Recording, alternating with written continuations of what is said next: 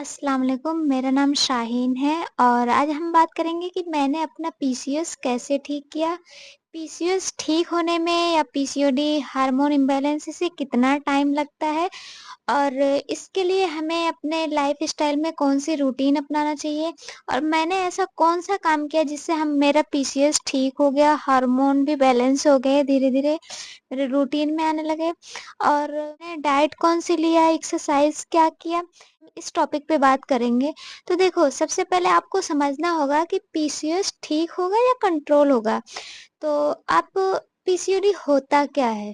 तो पीसीओएस या पीसीओडी मतलब पॉलीसिस्टिक ओवेरियन डिज़ीज़ या पॉलीसिस्टिक ओवेरियन सिंड्रोम इसे कहते हैं।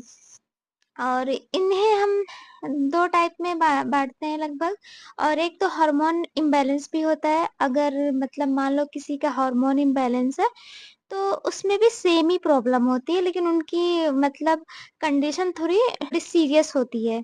तो देखो इन तीनों मेरे में तो पीसीओएस भी था, हार्मोन भी इम्बैलेंस था, तो मेरे में सब कुछ था।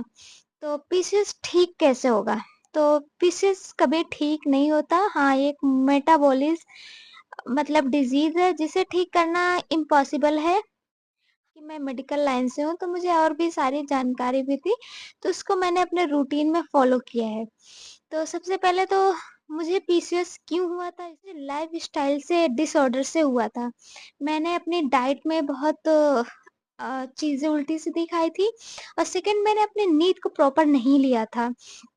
क्योंकि मैं सुबह के 2-2 3-3 बजे तक जागती थी, कभी-कभी, कभी काम से या कभी स्क्रॉलिंग में ही टाइम वेस्ट कर देती थी और कभी समटाइम्स तो मुझे काम भी रहता था इसकी वजह से और जब मुझे पढ़ाई का प्रेशर था तो उसमें भी ये था। और मुझे ज एक काम और हुआ था, उसमें मतलब मुझे शादी से रिलेटेड मतलब टेंशन एक स्ट्रेस मान सकते हैं, उससे भी मेरे हार्मोन्स बहुत ज़्यादा बिगड़े हुए थे। तो और मेरा रूटीन खाने का, ये 3 चीज़ें मुझे बहुत इफ़ेक्ट की हैं। तो ये तीनों चीज़ें पे मैंने काम करना शुरू किया, अपनी मेडिसिन भी ली है साथ-साथ, ऐसा नहीं है। मैंने एलोपैथिक की तो मुझे नॉलेज ही थी, उसका भी मैंने साथ लिया, होम्योपैथिक ली, आयुर्वेदिक लिया। लेकिन मुझे किसी से इतना ख़ास रिज़ल्ट नहीं आया और मैंने रिसर्चेज़ भी करना शुरू किए, वैसे भी मुझे हर चीज़ की थोड़ी बहुत नॉलेज भी थी, थोड़ा मैंने रिसर्च करना शुरू किया। तो मुझे पता चला कि हार्मोन इम्बैलेंस होता क्यों है? कई रीज़न होते हैं लेकिन मेरे केस में मुझे 2 रीज़न दिखे। एक तो मैं नींद प्रॉपर नहीं लेती थी और मेरा मतलब खाने का रूटीन डाइट बहुत ख़राब था। तो मैं सबसे पहले अपने डाइट को सुधारी। मैंने अपने डाइट में मतलब फ्रूट्स वाली चीज़ें ज़्यादा ऐड किया और जैसे कि मीठे-ऊठे वाली चीज़ें, मैं चिप्स और नमकीन और बिस्किट ये सारी चीज़ें बहुत ज़्यादा लेती थी, तो मैंने धीरे-धीरे इसको कट आउट कर दिया अपनी लाइफ़ से। तो इसको कट करने के बाद मुझे ऐसा फ़ील हुआ कि हाँ, मेरे बॉडी में चेंजेस कुछ-कुछ दिख रहे हैं और मेरा तो ये चीज़ मैंने अपने डाइट में किया और मैं कार्ब्स बहुत कम पहले से भी मैं लेती थी क्योंकि मुझे वेट कार्ब्स भी आप कम ले सकते हैं, जैसे कि रोटी, चावल ये सारी चीज़ें आपको कंट्रोल करना होगा अगर आपका वेट ज़्यादा है, अगर आप पीसीओएस वाले हैं।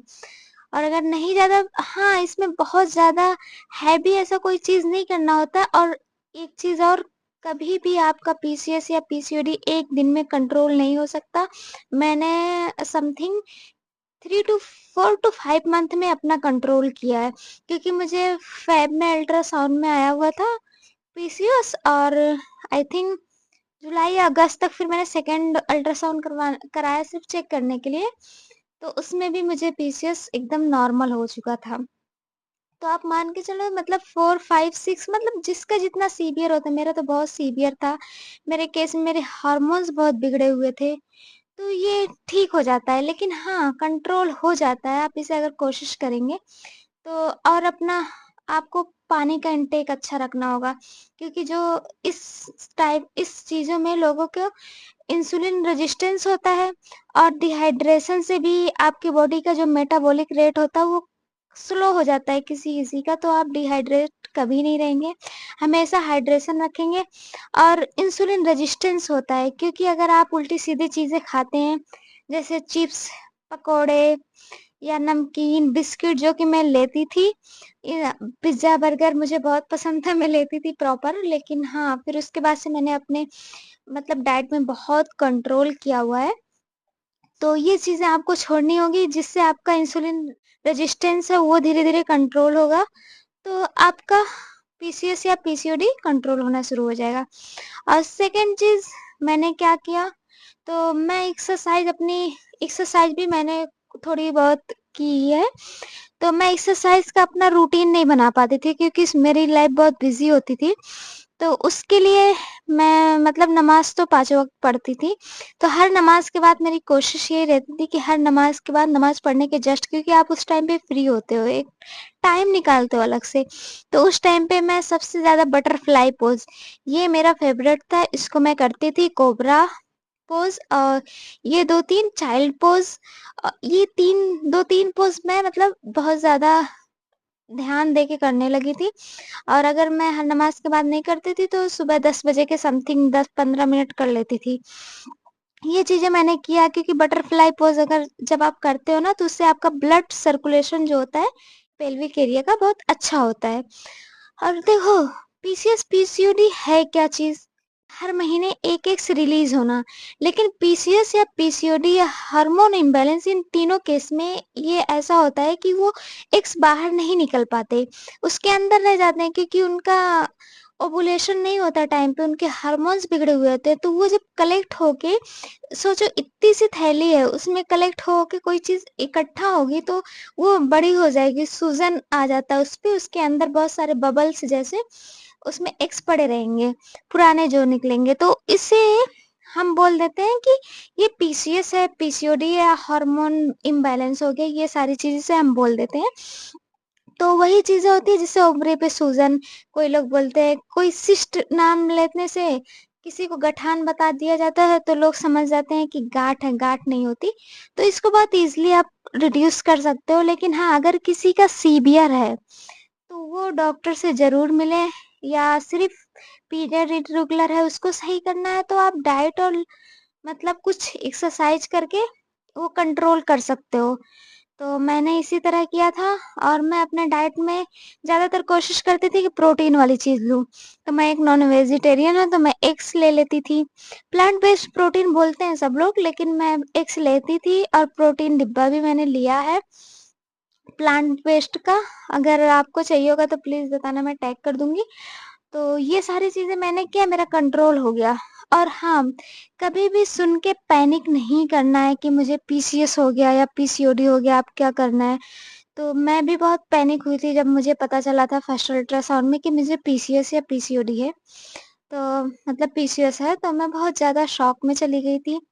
यहाँ तक कि मतलब ऐसा लगता था कि ज़िंदगी ख़त्म। तो ऐसा कुछ नहीं होता, धीरे-धीरे नॉर्मलाइज़ होता है। हाँ, आपको उस टाइम पे थोड़ा स्ट्रॉन्ग बनना पड़ता है, क्योंकि मूड स्विंग बहुत ज़्यादा होता है, जो कि मेरे केस में बहुत ज़्यादा होता था। मैंने अपने मूड स्विंग पे, अब तो मेरा हार्मोन बैलेंस होने लगे हैं, तो मेरा मूड स्विंग अब नहीं होता इतना। वैसे हर छोटी बात पे मुझे मतलब मूड स्विंग हो जाता था, कभी रोना, कभी बहुत होता है। आपको खुद ही डील करना है कि आप कैसे कर सकते हो। इन चीज़ों से कैसे बाहर निकल सकते हो। आप अपने ऊपर डिपेंड हो के, किसी और से तो नहीं हो सकता, क्योंकि आप किसी से बोलोगे ना, 1 दिन 2 दिन कोई सिम्पैथी देगा, तीसरे दिन बोलेगा हट रहा है, डेली का इसका यही नाटक है, ऐसा लोग बोल देते हैं। तो आप कोशिश करो कि अपने आप से बाहर निकलने की। और ये कोई बहुत बड़ी बीमारी नहीं है, अगर आप इससे लड़ सकते हो तो बहुत जल्दी रिकवर हो जाएगी, और अगर टेंशन लोगे तो रिकवर नहीं होगी।